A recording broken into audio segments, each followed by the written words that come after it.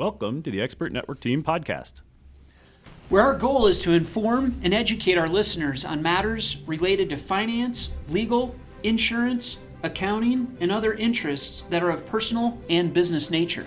We hope you will find our content useful as well as entertaining. The Expert Network Team consists of Carl Frank of A&I Financial, Mike Miller of Miller and Associates CPAs, Jeff Cromendike of Security First Insurance Agency, and I'm Nathan Merrill. I'm an attorney at Goodspeed and Merrill. Together, our independent team combines our expertise to provide you insights and solutions, some straightforward, some profound, for real-life opportunities we see on a daily basis. We hope you enjoy the information contained in today's podcast and find it useful. If you'd like to learn more or desire to meet with any of the Expert Network team members in person, you can contact us at info@expertnetworkteam.com. That's info@expertnetworkteam.com. We encourage you to take advantage of a free consultation with any of our team members. Just mention this podcast when you schedule your appointment. Now on to today's podcast. Welcome to today's podcast. I'm Carl Frank with A&I Wealth Management, and with me today, I've got Nathan Merrill with Goodspeed and Merrill, a great law firm. Hi, Nate. Hi, good afternoon. It's good to see you, my friend. Good morning there. I don't know what time of day it is. It's afternoon already. Yeah. And joining us today also, the third voice you hear, Jeff Cromendike with One Digital Insurance Agency. Jeff, how are you today? Yeah, good. Thanks, Carl. Thanks for having us again. I'm so glad to see you, my friend. It's good to be here. It's great to have you. And today's topic is near and dear to all of our hearts. Actually, we're going to talk about legacy, and legacy is a little bit more than dollars. Mm-hmm. But oftentimes we look at financial legacy and we think about our estate plans. We think about putting together something for the end of our lives. And it's easy to focus on dollars because they're quantifiable. It's something that we're taught in our industries, all three of us. In the legal profession, the insurance profession, the financial planning profession, that the dollars are measurable, and we can transfer those, and we create a plan for that. And so maybe this kid gets this amount of money, and this charity gets that amount of money, and I want to do this amount with the rest of it, or whatever the deal might be. But what we're going to talk about today is something completely different, and we're going to talk about a concept that kind of attacks the idea that we want our kids to inherit it. And it's a book called Die with Zero, and the author of Die with Zero has become a best-selling author. His name is Bill Perkins, and Bill argues, and he's been on Shark Tank and these types of places, CNBC, and Bill argues that the traditional idea of legacy is wrong. He says that, we worry about not having enough money later in life. And Bill's going to present this argument in there. He says, well, actually, the truth, according to Bill, and the stats that Bill's quoting, is that we grow our assets as we age, and when we're afraid to spend them down. And so what happens is, instead of getting to retirement and spending down our nest egg, which is what we think we might do, is that our nest egg continues to grow and we don't spend it down. And so we save money our entire lives, and we're afraid to spend it down in retirement years because we're afraid to run out. And Bill's challenging us to think about it very differently and think, well, maybe you don't need to worry about running out of money. Maybe this money should be used to take care of your health. Maybe you should be using this money for experiences. Maybe I actually think that's one of the things he points out in the book is not only is it the fear of running out that prevents you from spending the money. Some people have waited so long that their health and personal situation has deteriorated to where they can't enjoy it the way they thought they were going to. They're on their, second set of knees and a hip and whatever. And it basically, they're not hitting the golf course if that was their aspiration. They're not hiking in the Alps. They're not going skiing in Aspen. They're not doing those things because they've waited too long to actually enjoy it. And Jeff, I think this is one of the things you were pointing out when it comes to wealth that is potentially surplus or available, taking the opportunity to spend that on experiences now, which I think is Bill Perkins' kind of idea. Your thoughts on life experiences versus legacy experiences? Yeah, I'm looking at it right in front of us. Bill says that your life is the sum of your life experiences, contrary to what many people would believe. So he's clearly got a position on this, and he's maybe lived it and has experienced it in some way, shape, or form. I'm sure he's done a lot of research. And so the question that comes to mind for me is, what is legacy? And does that definition change from person to person?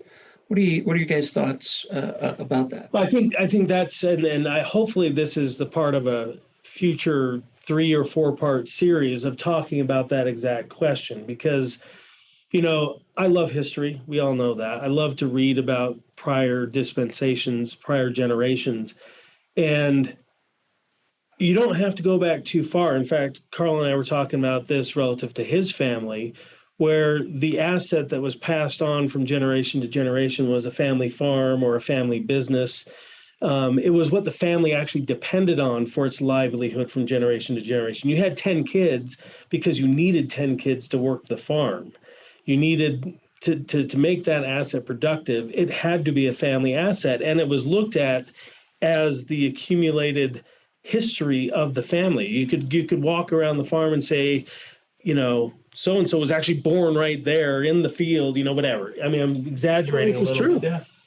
But as the industrialization of America occurred and we kind of moved to suburbia over the ensuing 100 years, we've lost connectivity with any sort of asset like that embodies legacy in the traditional sense.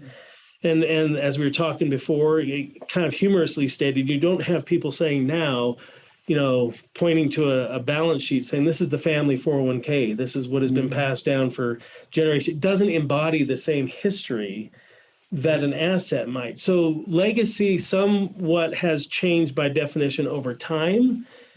And I'll certainly let Carl answer this on his view of legacy, but I would posit the question back is that evolution of our view of legacy good for our families in terms of longitudinally, right? Are we doing good by future generations to not leave them the story? So that's brilliant. Is this the family 401k? I love that idea, right? I mean, do I get really excited about inheriting a 401k? Yeah, not so much. Well, maybe. I mean, I get to spend it. It's a lot easier than spending the family farm. You spend it on experiences, which is kind of going back to Bill's thing is, right? But the money itself doesn't convey that. And that's where doing planning is important. If you do want your children to view the wealth that you leave behind as a experience bucket, that needs to be conveyed to them because otherwise it's just dollars. Embody that and give the experiences to your kids and your grandkids while you're alive. Oh, I love that idea. And I think, the families I've seen that are able to do that, they're spending some of their money now to embody those experiences and deliver that to their kids, are able to transfer some stories and feel more enriched, and they're enjoying their lives a lot more. And so they're coming to us and asking us questions. Well, how much can I spend? How much am I allowed to do this? And Bill's going to, say, well, you can spend all of it. Just die with zero. Right. In fact, he's going to go all the way out there and say, this is how you should invest so that you can spend it all to zero, so that you can really just have maximized experiences. He quotes something in there that, we've quoted in our office, which is the go-go years, the slow-go years, and the no-go years. Jeff, you're nodding your head. Have you heard that before? Well, similar. I think there's certainly the seasons of life that are broken up financially, which is, the gathering years. I'm trying to think how it's all broken out, but and then you move through, the giving, so there's just, definitely. I think it lines up with exactly what you're saying here. Yeah, exactly. Yeah, so you have the accumulation. I forget the 3 different terms, right. But and anyway, I think it aligns with what he's I think so, yeah. So you first retire in your go-go. You're like, hey, all these things I've been putting on the back burner, I can now finally do. Right. And maybe you do them all right away.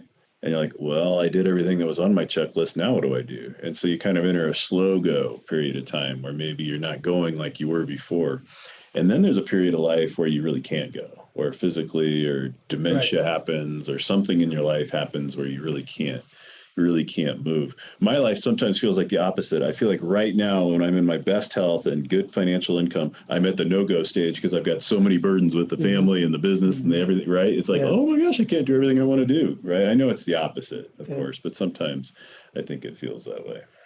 Well, and a couple of things. So hopefully one of our future guests has authored a few books on the flip side, the longevity or the multi generational concept of legacy. And his family has been involved in financial products since the mid 1800s, it seemed like. Like and an insurance expert, it sounds he like. mentioned that when his family started in the business, life expectancy was 47 years old. And so there's no such thing as retirement plan. No, all three of us would be dead. Yeah.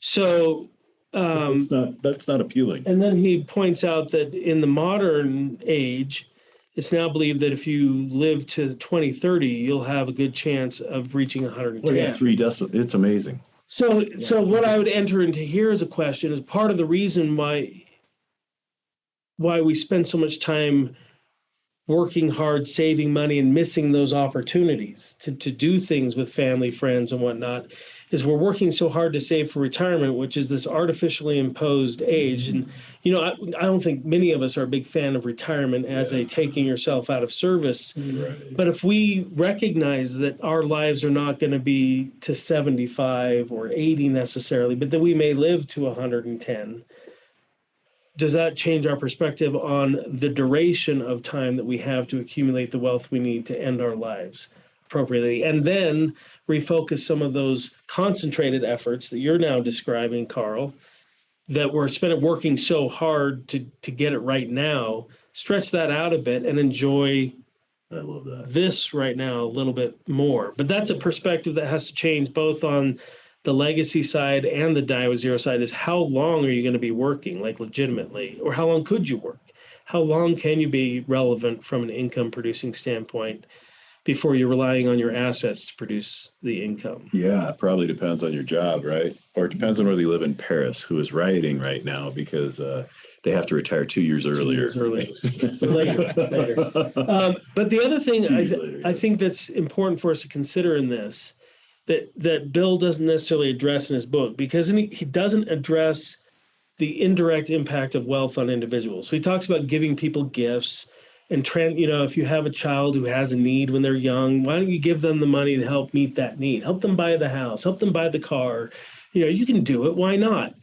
And what he doesn't acknowledge there is that wealth transfer, whether it's well-intentioned or not, has an impact on the recipient. Yeah. And there's another author that we'll be discussing, Jay Hughes, who calls it basically a meteor.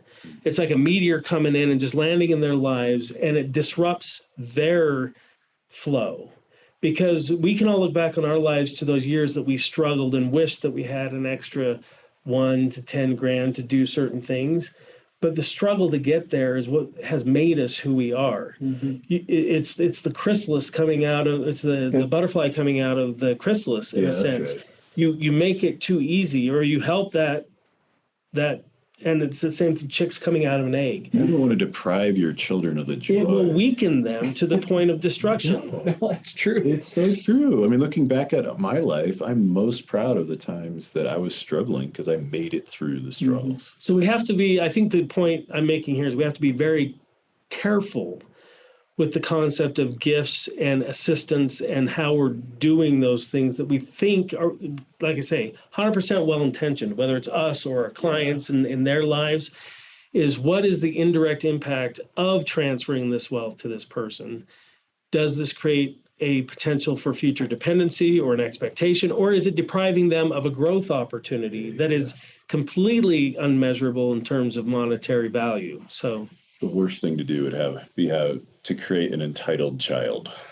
Right. Oh, forget it. Yeah, and I think we're gonna have to go 2-3 more podcasts on this because it's just really expanding my thoughts around what this means and how to define it. But I think when we do think about legacy, we do oftentimes think about the assets that are passed, which are financial in nature. But I just can't help but think about the impact that can have to, I think, a more important part of legacy, which is character and worldview and work ethic and morals and so on and so forth. This thing that really will be passed on for generations to come and actually have probably more of an impact on people than, if they receive 100,000 or 500,000 or $1 million, depending on what that legacy, that financial legacy might look like. So this is interesting discussion, and I think well worth unpacking and even bringing our listeners into. Well, I think it's brilliant. Yeah, we're going to have some great experts coming up here, and several podcasts on this topic. I don't think we can learn too much about it. Yeah, and to the point, I mean, you kind of led in with this with your original question, which is what does legacy mean to you? Is every family is going to be a little bit different around, especially the discussions around money. And some of our future guests are expert at helping families have those conversations and elicit out the fears, the concerns, the anxieties, the hopes, the dreams, the ambitions, because sometimes those hopes, dreams, and ambitions are being, conveyed from the top down, and the bottom side, that the generation receiving is more fearful, anxious, and concerned about it. And that creates the conflict. It's like, we just want these things, these great things for you. And they're like, we're kind of afraid because we don't get it. And so helping families just start engage about the conversation of what the transmission of the family wealth, especially if it's more than can be consumed in a die with zero mindset. I mean, if your family's worth, I would argue if you're worth more than $30-40 million as a family, you can't. If you built that, it's going to be really hard to spend that. Right. Because you've saved and worked hard to get that. And now you don't want to blow it up. You don't want to destroy it. I've had some clients who came through a liquidity event in the last 12 months who had an interesting experience in the last year because they tried to spend as much money as they could. They're like, I don't know how much money I need because I've never really lived that way. So he read this book, Die with Zero, and he lived life to the fullest for a year. And at the end of the year, he realized I can never spend all my money. Isn't that amazing? I tried to spend almost recklessly. Now, granted, he doesn't have a posse, and I basically looked at him and said, the only way you lose the money is through bad investments. You are correct. You cannot consume this kind of money that you have. It'll generate money faster than you can consume. What is that impact on his life now? What does he say? He says, okay, so I liked this. They still feel poor. Yeah. I mean, in their minds, it's funny. They're like, I still don't get it. I still don't know. But our conversation, true to this one, is what impact is this going to have on my children? Right. Because he recognizes from himself that had he come into this kind of money at any point in his development, it could have changed his entire life trajectory. I have a lot. I can't wait to talk about that family and a couple of other our families and people who all three of us care about.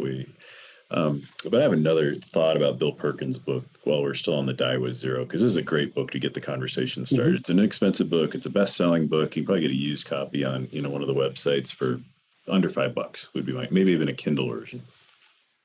But Bill talks about spending down to zero, and one of the reasons that people don't spend down, and I would argue probably the primary reason that we don't spend down, even if they couldn't, if they had some huge amount of money like the person you're talking about, is health. We worry about in America, healthcare costs are insane. Our healthcare system is broken. I mean, it's really a difficult, especially if we're living to 110. Right, exactly. And you and I were talking earlier about Social Security and Medicare and the unfunded liabilities of our government. I mean, it's all threatening. Mm-hmm. And so for all these reasons that we're pounded on every day from the media and our friends and our own concerns and research, we don't spend it down because we're afraid of that. And in a certain point in the book, Bill makes a really interesting example. He says, okay, so let's say you save another $50,000 while you're the last year of retirement or the ending years of your retirement. You put another $50,000 and you dedicate it only towards your healthcare expense. And so then later in life, it grows and maybe it's worth a little bit more than $50,000. But then you get to that day that you're in your healthcare need and you're in a long-term care facility or some sort of an emergency situation, and the $50,000 is gone in a week. Maybe even faster than a week, because a lot of surgeries could cost 10 times that. Right. $500,000 surgery is not an uncommon number. And so what did you buy yourself? Did you buy yourself a week? Right. Did you buy yourself a day? Or alternatively, what did you give up for that week or day? What did you give up? It's out of the book, right? Yeah, exactly. What would that $50,000, what experience would that have given you while you were healthy, way back when you decided to tuck it away for retirement? What would that have given you and your family? And it's a deep thought to ponder because at that point in time, later in life, you might have really felt a whole lot more wealthy with the experience than with another day or another week of healthcare. Yeah. One other, oh, sorry. No, we're trying to live forever, aren't we?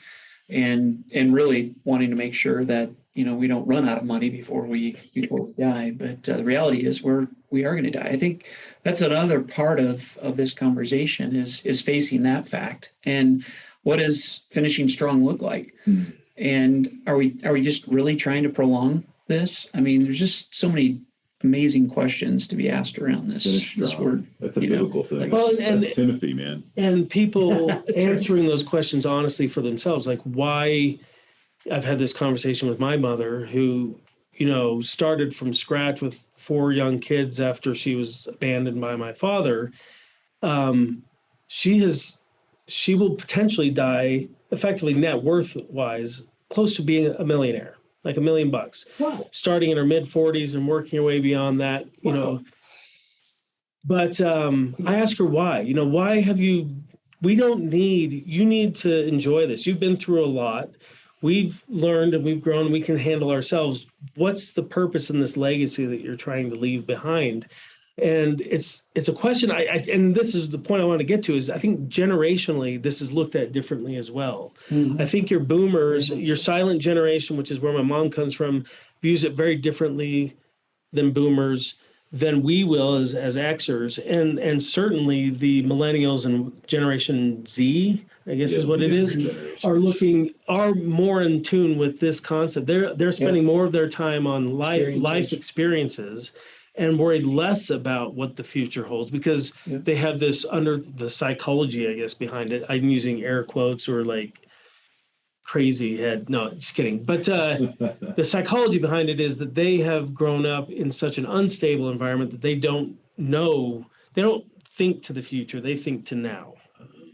They've lived through 9/11. Mm-hmm. They've lived through the financial crisis. Supposedly these things are more traumatic than anything we lived through during the Cold War era. I don't know, but maybe they turn it around. Maybe they start focusing on. But they're not even buying houses. They're not getting married. They're not having kids. So to that point, I think those that are passing down a legacy, we need to be thinking about needs to be communication. What does legacy mean to them? Right. Or am I going to just completely miss the mark here? Right. Think that this is important to them, like this is an important legacy to leave them, and they just don't see any value in it. And that's where the communication, that's where folks that hopefully we can get on the podcast in a couple of weeks will be able to talk more fully about is that intergenerational communication, creating a common understanding of what the legacy, like I said, that friction between the benefactors, the elders of the family saying we have so much ambition and hope and whatever for you, and they're anxious and concerned and confused, and it's not connecting at a lot of levels, and there needs to be a stronger effort to connect those who are leaving the legacy to those who are receiving, to make sure that there is agreement in terms of what that means. Yeah.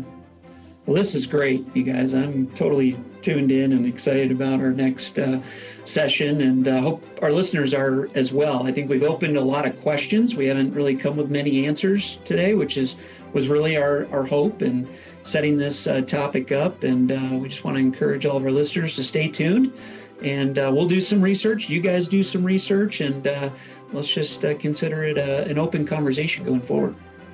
Very well said. Thank you, gentlemen, for a wonderful start. This is going to be a great series of podcasts. Great. Awesome. Create a beautiful day. Thank you. Thank you.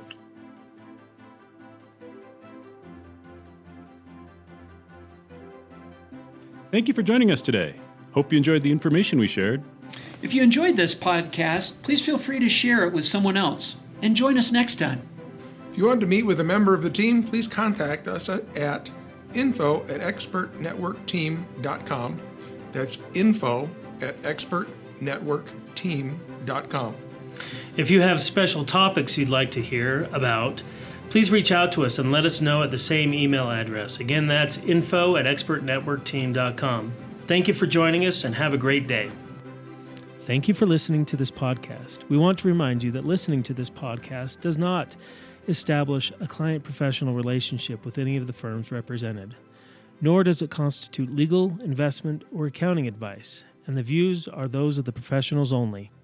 Investment advisory services may be provided through A&I Financial Services, and securities may be provided through Genios Wealth Management.